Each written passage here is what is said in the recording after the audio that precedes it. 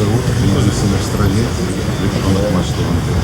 Есть заказ у нас, и инвесторы 5 миллионов уже пошли, южнокорейская фирма Global Tech. Значит, вот завод электромолочных двигателей. 30 изделий, это насосы.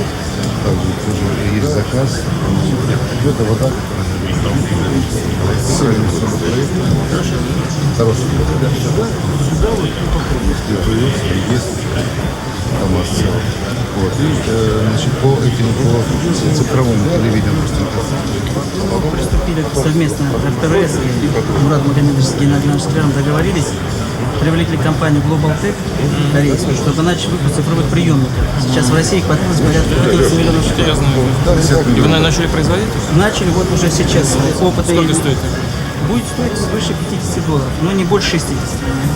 мы сделаем для населения дешевле. Дешевле, да. Хорошо. Увеличение производства. И вот эти антенны. Вот мы обустройство приграничное тоже. Все строится.